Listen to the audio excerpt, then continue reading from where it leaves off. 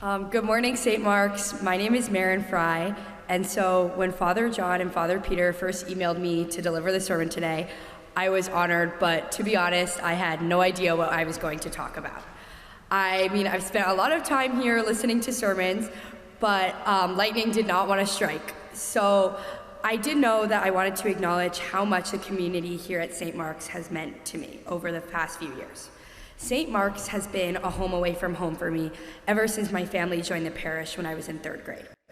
For 9-year-old me, I was obsessed with the blessing of the animals and bringing my pet turtle Pickle in to come see the bright stained glass over there.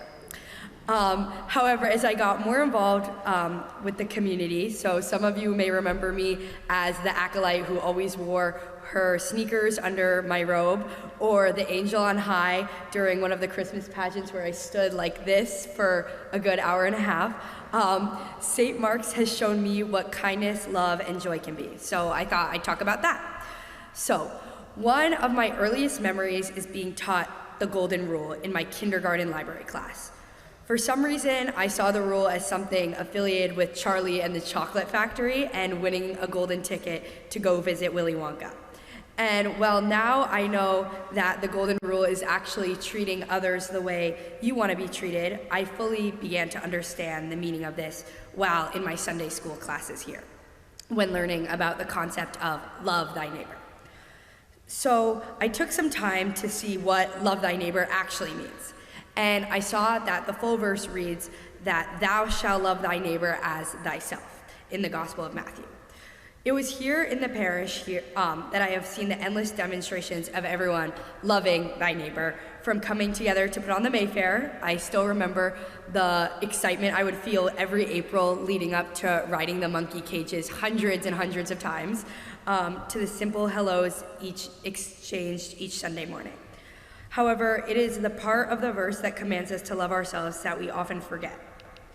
So I've heard this saying many times that in order to love other people, we must love ourselves first. So I think that one of God's biggest goals for us is to live a fulfilling life of joy, service, and dedication, and most importantly, kindness. I believe we must treat ourselves with kindness and implement the Golden Rule, not just to the people around us, but to ourselves in each and every day. So this past year, it was extremely difficult sometimes to give myself grace and kindness. I always expected myself to be doing something during the fall. So if it was writing one of the endless supplemental essays for college applications, studying for a math test, or trying to cram in some time with my friends, I didn't treat myself with the same respect I was treating others with. I think we can all agree that there's a tremendous amount of pressure put on every single one of us, especially high schoolers, to always be pushing ourselves to the next level. With the constant what's next mindset, whether it's socially, academically, or at work, we often get caught up in there is often no room for loving thyself. For me, I was constantly going and going, from one class to activity to soccer practice to another. And when I finally sat down, all I could think about was where I had failed that day, what calc problem I had gotten wrong, or what friend I hadn't spent enough time with. And it was finally over Thanksgiving when I found myself sitting in one of the pews over there that I realized how little kindness I'd been extending to myself.